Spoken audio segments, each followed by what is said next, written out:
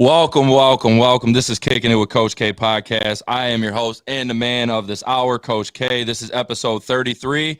Today, we're actually going to start diving into the other side of the show that we've kind of wanted to bring in, which is kind of just having the fun part of it, right? Analyzing sports, giving our thoughts on different things, whether that be matchups, fantasy football, Super Bowls, playoffs.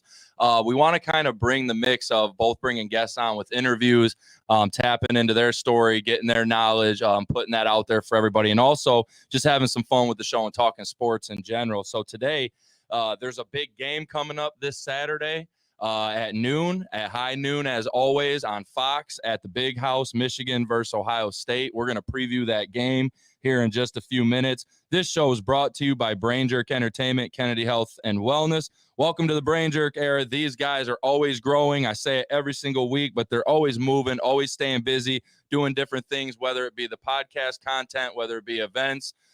There's a BrainJerk Christmas coming up. I love celebrating that with these guys. Awesome time every year. And if you're somebody who is interested in coming on a podcast, talking to us about different things, you're interested in some of these guys and some of these guys' events and the things they do, make sure you check them out. You can find them on Facebook. You can find them on Instagram, YouTube at BrainJerk Entertainment. Kennedy Health and Wellness is your one-stop shop for everything wellness, from body care to candles.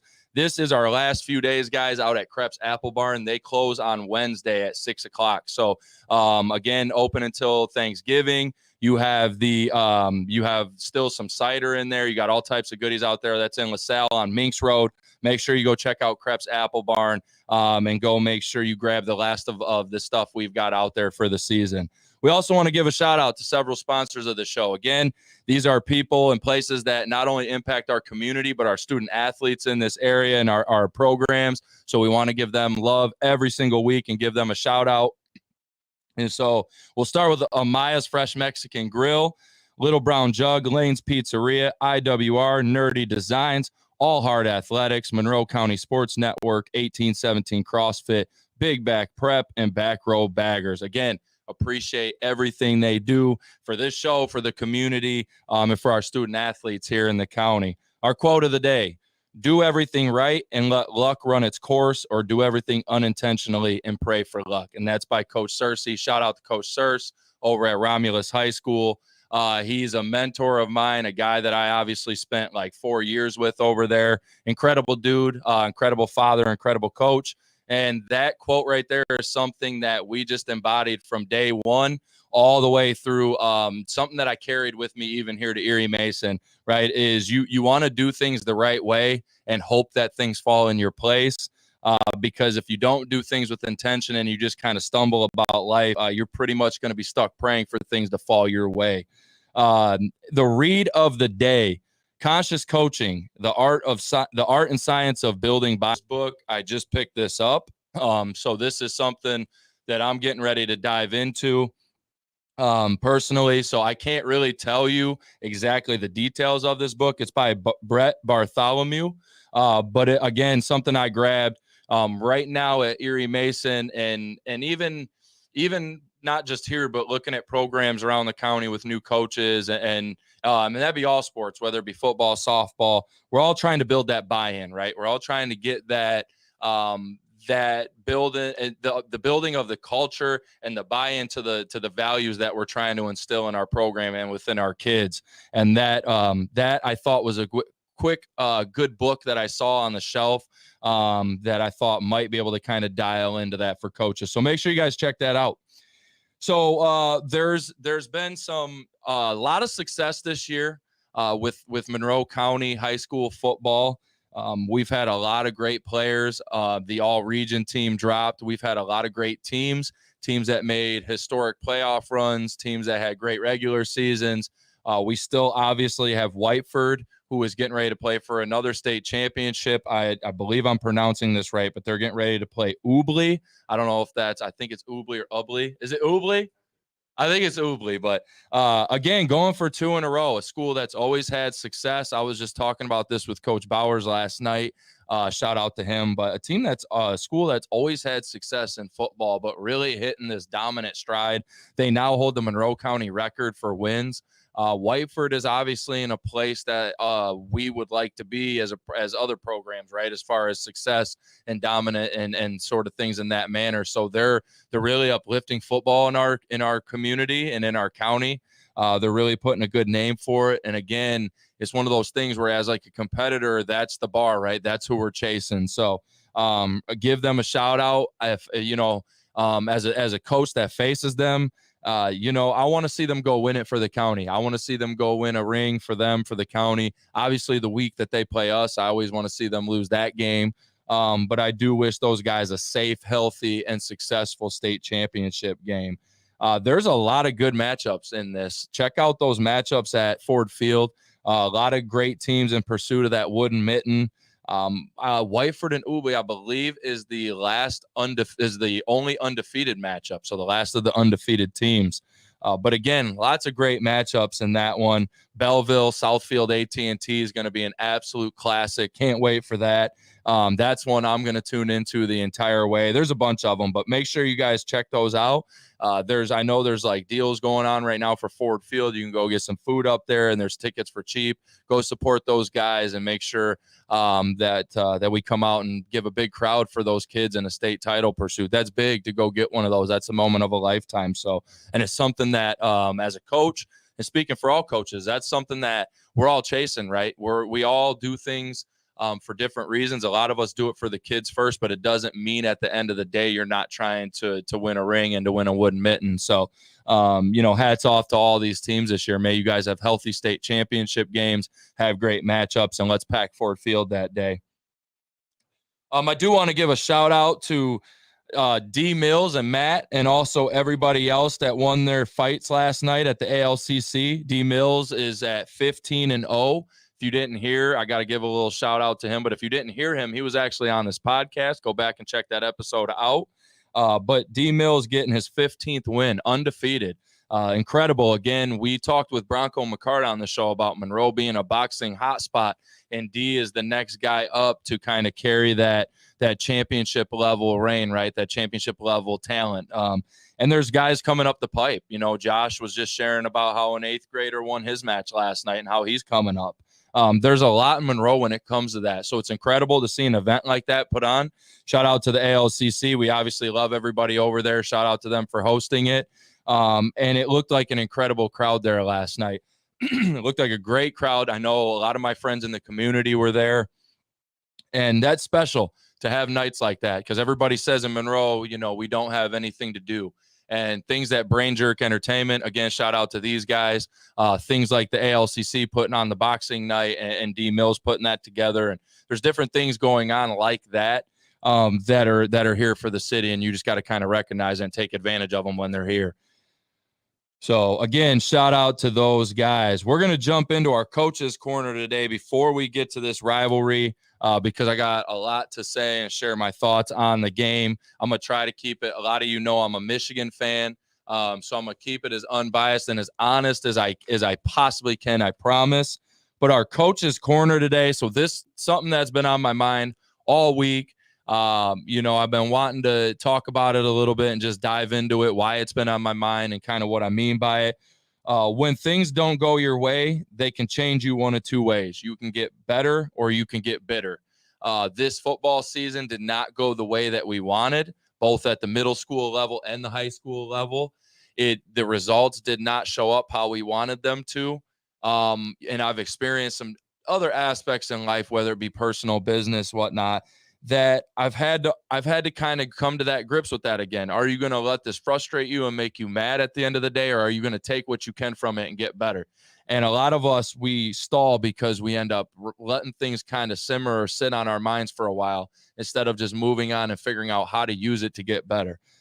So again, when things don't go your way, does it change you? Of course. But the question is it going to change you for the better or for the bitter?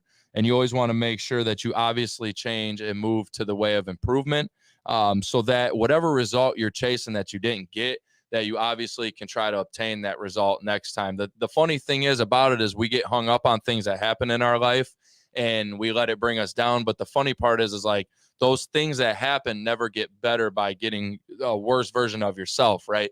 They only get better by you fixing your stresses and fixing the things that go wrong. So again, when things don't go your way, make sure you get better, not bitter. All right, let's dive in. We're going to talk about the rivalry game today. Michigan, Ohio State. There's a lot of fun going on to this game. It's going to be a lot of trash talk this week. My friends have already started on me. I've already started on them. The Facebook wars have already begun. I love rivalry football. It's intense. This might be the most intense Michigan-Ohio State game ever. I'm not going to dive into the sign stealing and all that stuff on the Michigan side and why this is a bigger game than normal from that point of view and all that. I'm going to keep this pretty much strictly football related because I have my own views and everybody seems to be a lawyer and a professional on Facebook about the Michigan situation. And I have my own views on it, right? And I have my own views as a coach just because I know there's players on that football team, right? Those are student athletes. And I still have to think of a standpoint from their point of view. And also, just to be honest, like I know several coaching staff members at U of M. So it's hard for me, and I've met them several times, and it's hard for me to honestly sit down and not have some kind of clear picture over just, this is just them being guilty and screw all this. It's not just that easy, right? It's not just Michigan's bad and they're bad people and that's just all there is to it. It's not just that easy like people kind of paint it out. So I'm going to keep this outside of that stuff and just keep it kind of on football related, just because, again, my opinion probably has a little bit more depth to it, and it has a bit of football mixed with coaching, mixed with being a Michigan fan, mixed with all types of stuff going into that. So, and that could be a whole nother hour conversation in itself, which if anybody wants to have it, I'd love to have it with you. But Michigan, Ohio State, both teams are 11-0 for the third time in history. First time was in 2006. Second time was last year. This is the third time. So 2006, Ohio State won that game 42-39. Last year, Michigan obviously takes it 45-23. And then this year, you have the game on Saturday. So that 2006 game was incredible. Last year was incredible up till about the midway through the third quarter. But this game is going to be, I think, even more anticipated than those two. I think for obvious reasons that do have to deal with off the field, but also just for everything that's at stake, right? There's a lot going on with Ryan Day and losing 3 in a row to Michigan and how that looks to the fan base and to them. There's a lot going on with Michigan and just trying to overcome some of the things that they're going through. And Sharon Moore possibly being, a coach down the line at U of M, trying to get a big win to start his Michigan career in that game. There's just a lot to it, right? It's highly anticipated, probably the most ever. And I think that makes it super exciting. I'll be up there Saturday. Cannot wait. It's going to be a great game, honestly. Michigan looks to be slight favorites on most books. This is not a gambling podcast, but I think it's important to look at some of those numbers when you're trying to kind of look at the game and see what Vegas thinks. Vegas has a pretty good grip on a lot of stuff. Not always, but they do have a pretty good grip on a lot of stuff. Michigan slight favorites. It seemed to be about 3.5 or 4.5 on most books. Over and under is around 47. So not a super high scoring game, Vegas believes. Somewhere, in that 20 to 23 range or, 24, 22 or something right around that range, give or take a few points there. But nothing super crazy explosive. And I think by the time I get to the end of my prediction here, I kind of get that same feeling, same vibe myself as far as how this game's going to go. Jim Harbaugh's out. Sharon Moore will be the head coach. One cool thing that I want to share on the podcast is Sharon Moore. I met Sharon Moore multiple times. Great guy. Met him when he was at Central Michigan multiple times. Met him at U of M once or twice now. Been to camps last year and just kind of watched him and observed him coach. Guy loves football. Guy knows football very well. As a fan, I'll be honest, I trust him big time. That's the guy, if anybody, that you definitely want in this position if this is to happen to you as a program. And I'm not just talking about like at Michigan, like Sharon Moore might be the guy in entire college football that you want in this position stepping in. He's an incredible coach, I have to say. Football guy, complete football guy, cares about the kids, but he probably knows more about football than most people. He's forgotten more about football than most people know in their lifetime. So Michigan's won the last 2 meetings, obviously. That's the current streak. Ohio State hasn't won this game since 2019. 2020, the game was canceled due to COVID breaking out on the Michigan football team. And then Michigan has taken the last 2 meetings, one in Ann Arbor, one in Columbus. Both of the meetings have kind of went similar ways, with the exception of Michigan kind of grinded them out a little bit more one time and hit some bigger plays that second time around. But the last 2 meetings have been similar. Close till halftime, Michigan pulls away, certain guys break out. It's been very similar. Michigan has a formula for this team, and if Ohio State can't break that formula, it's going to be a long day. One thing I do think for the Buckeyes, TreVeyon Henderson is back for Ohio State. And that, to me, is an equalizer in this football game. To be real with you guys, I had Michigan by a mile a couple weeks ago, and it wasn't the Maryland game that changed my mind, but watching him come back, TreVeyon Henderson, it reminds me of kind of watching Beanie Wells when he used to play for Ohio State. And I'm not saying like their style is exactly the same or they're the same running back, but what the offense got from having that guy and what the offense got from that run game featuring both of those guys and how the offense was able to take steps when those guys kind of hit their extra gear or when TreVeyon Henderson came back, that to me is an X factor, and that's an equalizer in this football game. That makes this football game a lot more even if Ohio State can find a way to even start to get a little bit of groove on the ground. And make Kyle McCord's job a little bit easier and not just chucking deep balls to Marvin Harrison. So to me, TreVeyon Henderson is the X factor for Ohio State. Again, I think he can change the game for the Buckeyes and make this a super close game for them, maybe even win the football game. He's a dude. That's the difference in having an average running back and a great running back is pretty big, and I think he could be a game changer for them. And Michigan's X factor in this game to me is Blake Corum or Mike Sanders still. And I say Blake Corum because Corum didn't play in this football game last year. I think he's been chomping at the bit to play Ohio State more than anything in his career. I think he's wanted to play this team. The last couple of years, he's been banged up or out going into that game. I think he really is going to play with a boulder on his shoulder, and I think he's going to come out in this game and absolutely give it everything that dude's ever had. I think you'll see another level that Blake Corum goes to. So kind of a battle of the running backs, and which is crazy because both these teams have good defenses, great defenses, and great defensive lines. So it'll kind of be that we'll see when push comes to shove who can get a little bit on the ground, because again, Michigan's X factor I think is Blake Corum. And as far as Mike Sanistrell, just a guy that makes plays. He had 2 picks against Maryland. He just seems to make good plays on the football. He seems to cover pretty well most of the time. I think about 80% of the time, 90% of the time I watch him cover, probably about 80. He does a really, really great job. So I think when you got the receivers that Ohio State has, and it's not just Marvin Harrison anymore, I think when you have those receivers, it's one of those things where you need your DBs to all be locked in and be on point.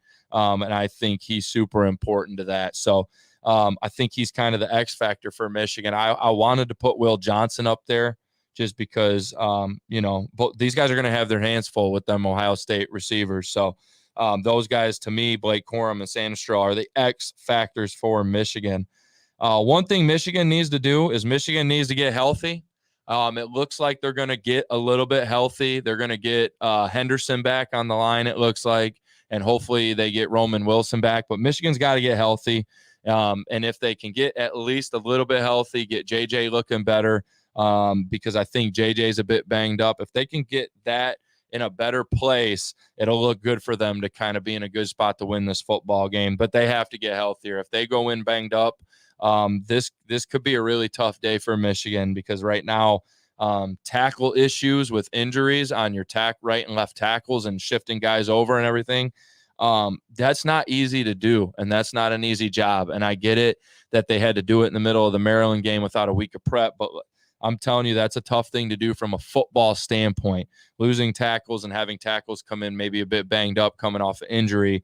They got to get a little healthier, right? And I think if JJ is banged up and that's why he struggled, he's got to get healthier before this game starts, because he's going to have to be on point with some of those throws that he missed against Maryland. So Michigan's got to get healthy if they want to win the football game. They have to at least show some improvement in that area throughout the week, in my opinion. Both teams need to find a way to protect the quarterback, as I believe they'll have to pass some to win the game, and it's going to be difficult to do this. Ohio State has incredible edge rushers. So, again, Michigan's tackles facing those edge rushers might be the matchup of the game. That's tough, right? Michigan's going to have to do something about those guys. And if they feast on JJ and they have a day, that's going to be Michigan trying to kind of run and pound the ball. And I don't know if that'll be enough to beat Ohio State this week, or it'll be Michigan forcing that pass and JJ taking a beating. And neither of those are recipes for success. So Michigan's going to have to find ways to protect JJ against them edge rushers. And same with Ohio State. Ohio State's going to have to. I watched the Minnesota game, and while it was a blowout, there were times Minnesota was able to put a little bit of pressure. And there's been times this year, and I don't think Ohio State's like a Joe Moore award-winning O-line. So Michigan, being the nasty defensive line they are, they have good edge rushers as well. They've got good linebackers. They do different things on defense. It's going to be just as difficult for Ohio State to keep McCord up and keep him clean. But I think whichever team's able to do that is going to have a heavy advantage in this football game. I think there's some matchups that these teams can exploit in one another. So how much will these teams lean on those matchups will remain to be seen. Again, one of these is the OSU edge rushers versus Michigan's tackles. How healthy will the tackles be? Will it be Henderson? For how long? Will Hinton be available? Will they have to move a guy over? Will Barnhart be able to hold up his end? There's just some different things on that unit that make me nervous about the Ohio State edge rushers. And if Ohio State can dial some things up, and they can kind of get in a good place rhythm-wise with the defense, that could be something that is definitely a problem for the Wolverines. But then again, on the flip side, another matchup I like is Michigan defensive line versus the OSU offensive line. I also, on the flip side, I know we just talked about that, but these two things kind of just correlate and mix together. I like the Michigan D-line. I like them against anybody, or against 95% of the teams in the country, because I think they'll get the job done, and I think they'll be able to wreak some havoc. And I don't think Ohio State, even with Henderson being back and being that guy, I don't know if Ohio State will be able to find consistency in the run game. They'll make some plays. They'll do some things because they're just that good. But I don't know against Michigan's defensive line if they'll be able to find a rhythm. Honestly, don't know if either teams will. That'll be something that we see. I've been pondering this thought of what this score is going to be and how this game is going to go. And the thought of this might be a defensive slugfest. It's creeping in my mind. I think there's a chance this ends up being one of those old school Michigan, Ohio State. I can't remember what year it was, but I went to a game. It was like my first Michigan Ohio State game, and it was like 13-9. And I could just see this being one of those like ugly. It could get there, and I have pondered that thought a lot, where it's just, this is going to be like a field position, old school Big Ten football game. Both these defenses are going to be aggressive, dialed in. Both these quarterbacks, I know McCord has gotten hot lately, but he struggled at times, and he also has played teams that JJ also torched. So both these quarterbacks could have issues. The defenses could feast. It could get to be a low-scoring game. The one thing, though, from a matchup standpoint is the mental game. I think it's a real question at this point. I think right now it's a hurdle for Ohio State to beat Michigan, like it was a hurdle for Michigan to beat Ohio State for so many years. I think that stuff starts to creep in your mind when you lose to somebody, when people have been telling you you're not tough, you're not as tough as Michigan, Michigan's this, Michigan's that, Michigan's physical, Michigan lined up 8 linemen against Penn State and hammered them. I think that stuff, it's a mental hurdle at this point for the Buckeyes. It really is. And I'm not just saying that being biased. I'm saying that from being in a coaching position. I'm saying that from just watching sports my entire life. There's certain mental hurdles that teams and programs and athletes have to get over, whether that be, making your first shot, whether that be winning your first game. I think there's a real mental hurdle for the Buckeyes right now to play at the level of physicality that Michigan can and win that game. And I think that will cause issues for the Buckeyes Saturday. Will they get over it? They might, but I think it's a thought that's going to creep throughout the football game pretty consistently. And I think it's something that right now Michigan kind of lives in the heads of the Buckeyes. And Colin Cowherd said it the other day. He said, what if Michigan loses? Sure, Ohio State's going to be pumped and, it's going to be all this great stuff and, they'll be happy. But what if they lose? It's like Michigan owns you at that point. No Harbaugh, Sharon Moore, 3 in a row, probably another physical game from Michigan. So it's one of those things where the mental hurdles got it. The Buckeyes have to find a way to get over that. They've got to find a way to kind of clear that Michigan hurdle and just find a way to make plays and beat them. Similar to how Michigan did it in 2021. You have to find a way to just get it done, to make enough plays to beat that team. For Michigan, that I think was it. You had to find the formula. For the Buckeyes now, it's the same thing. You have to find something to counter that physicality and that way that they've beaten you and the way that they've played. And you got to get over the mental hurdle and believe that you can do it. And we'll see on Saturday if that comes to fruition. So for Michigan, the issues are going to be, can they keep JJ clean and healthy? He needs to have a big game. They got to keep him up. We already talked about that a few minutes ago a little bit. But to me, that's the mental hurdle is not as much there for Michigan. They know they can line up, be physical, kind of beat Ohio State, push them around a little bit. But I think that's going to be more of a struggle this year. And I think when Ohio State puts Michigan in tough tasks, they're going to have to count on JJ, and he's got to make plays. The linemen, more importantly, have to put him in a position to make plays. All right. We can't always grill the quarterback and say he looked off or he looked this. If the tackles are getting beat every play or the guards getting beat or, whoever, it's going to be hard for the quarterback to shine and have a great game. So JJ, more importantly, the linemen have to keep JJ in a good spot. JJ McCarthy has to have a great game. And I think vice versa, right? I think Kyle McCord has to have a great game. And his O-line's got to keep him up. We talked about that in the matchups just a few minutes ago. But that's going to be something that they have to do.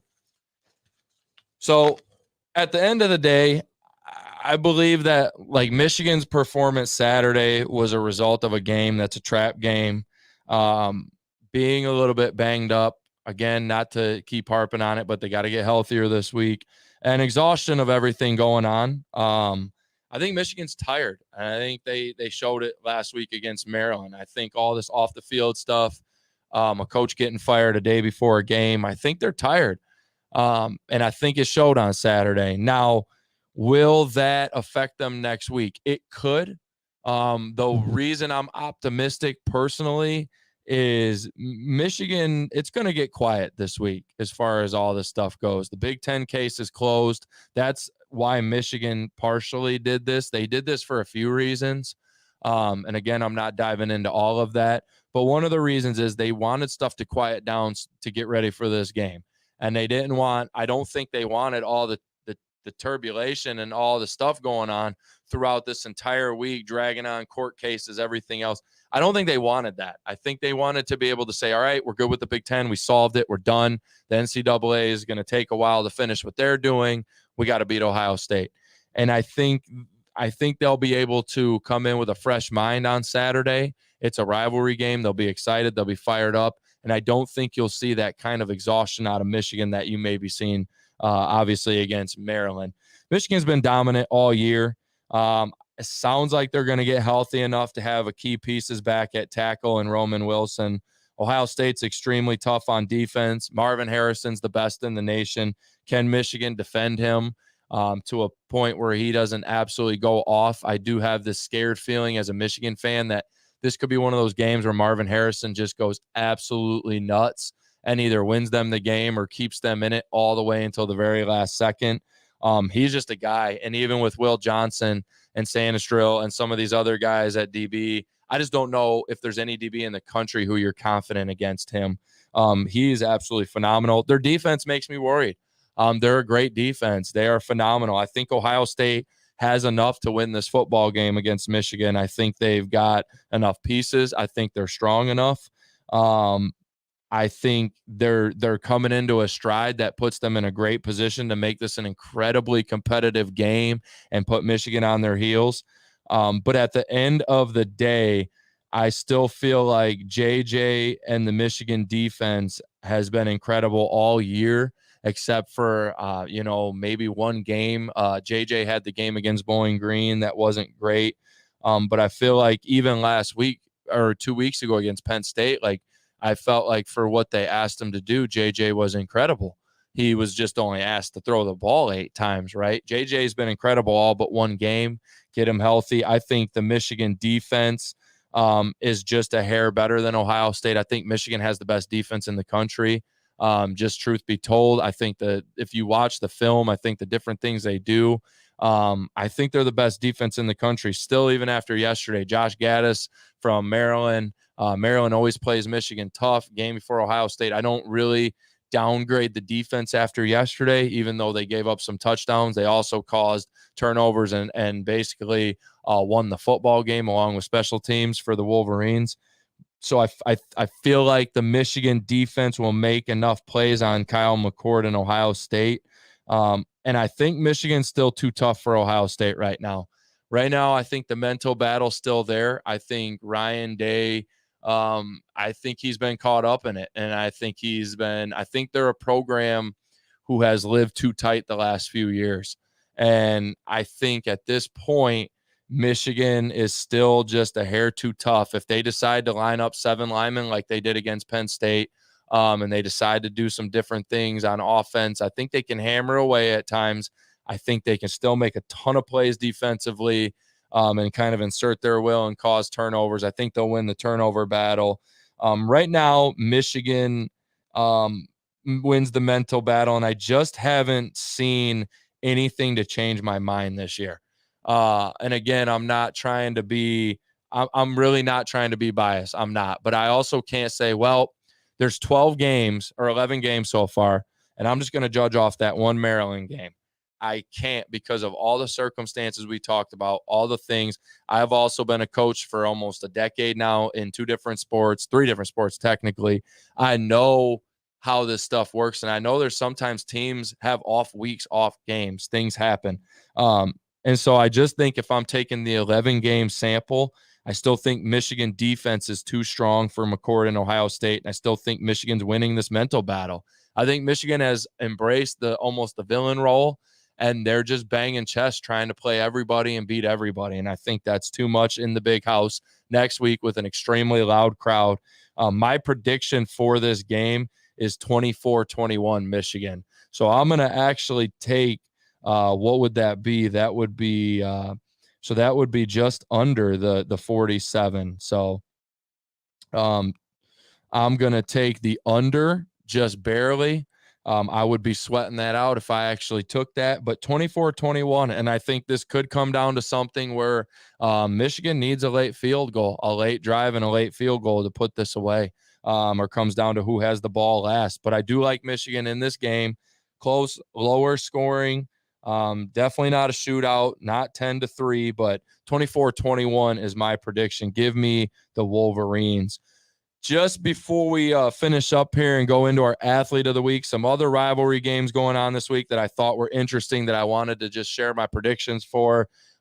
This is the funnest week of the year. This is the best week in college football every single year. The games are fun. You throw the records out. That's why I love it. This is the week where you truly, truly say, screw it. I don't care who won what, who's playing at what position, what third stringer you're playing. We just saw that with Kansas State. It doesn't matter. Rivalry games are awesome. I love them. We start with Ole Miss and Mississippi State. Mississippi State just got rid of their coach, their head coach, and they are in that search right now. Ole Miss, up and down season, seems like they beat everybody they should, lose to the good teams. I'm going to take Lane Kiffin and Ole Miss in this one. I think they have a little too much on offense. They're just Defensively, they're not great, but they're just a team that has a few more pieces than Mississippi State. And I'll take Ole Miss in that game. Toledo versus Central Michigan, not really a rivalry game, but I think it's important to note that Toledo can finish the season 11-1. That's incredible if they go in and beat Central. They just got ranked 23rd today. Give me Toledo in that game. Again, not a huge rivalry game, but an important one for our area and our community.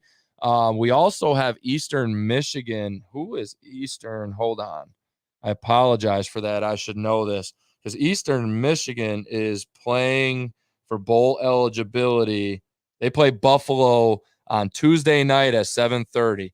Give me Eastern Michigan in the win there to bowl eligibility. And then we have Oregon State. Big matchup. Oregon State coming off a tough loss to Washington. Oregon State is actually a really good football team. Nitty gritty, tough as hell. I really like watching them play football, to be honest with you guys. They're one of my more favorite college football teams this year to tune into. I think Oregon State is going to push Oregon all the way to the brink, but give me the Ducks. They're fighting for that Pac-12 championship and also that playoff berth. Oregon's still in the hunt there. Give me the Ducks just barely. I want to take Oregon State, but I got to go against my heart there and go with my head. UK and Louisville. So I have family who grew up down south. Every year, basketball, football, doesn't matter. This is an incredible rivalry. Huge game. Both fan bases will be rowdy. They'll be in attendance. It'll be absolutely bananas. UK has a chance to upset Louisville when they are absolutely striding, coming off of a win against Miami. They've only lost a game this year. I think UK also pushes this one all the way to the brink. This is one that I struggled with. I wanted to take Kentucky. I really did. My family might not appreciate me for this one, but I do have to go with Louisville. Again, nail biter, though. I hate that I'm taking all favorites so far. But right now, I think Louisville is – Jeff Brom is a phenomenal coach. I think Kentucky's kind of falling apart at the seams a little bit, and Louisville takes that football game. Alabama and Auburn, the Iron Bowl.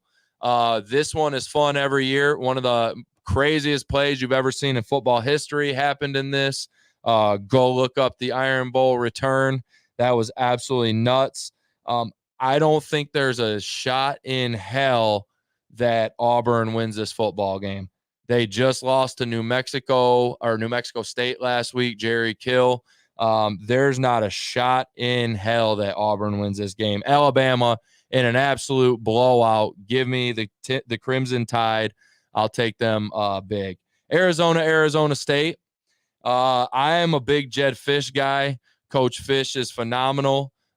He is turning around Arizona. They just destroyed Utah. I know Utah is injured, but Utah is tough as nails. Give me Arizona big. So a couple blowouts there on the back end. I will take Arizona in that game. I guess I should have rattled off some scores. Give me Ole Miss. Give me Ole Miss 24-7. Give me Toledo 38-24. Give me Oregon 31-28. Give me Louisville. I'll take Louisville.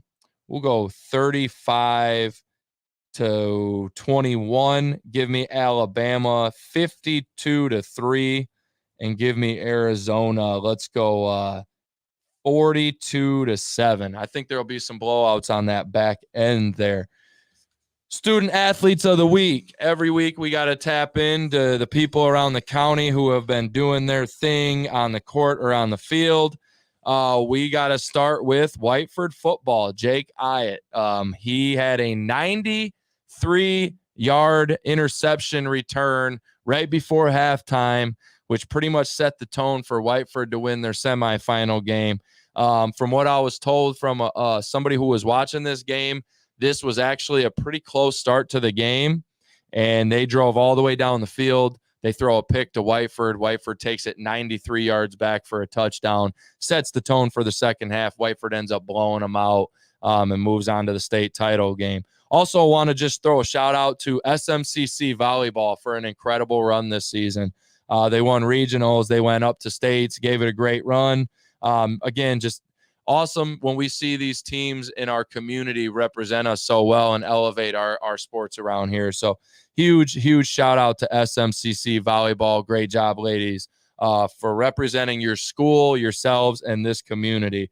On this day in sports, 1978, the miracle at the Meadowlands. Eagles' Herman Edwards returns a fumble for a touchdown with 31 seconds left to help Philly beat their rival Giants.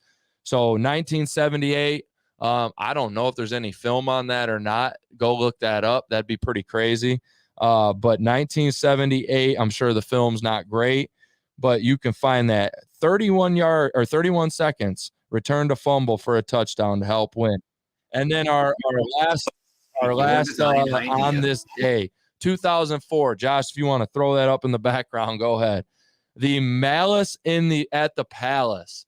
I don't know if you remember, if you were watching that game. I was watching that game that night. I remember like where I was. It's one of those crazy events where I was like, I remember where I was at, who I was watching the game with.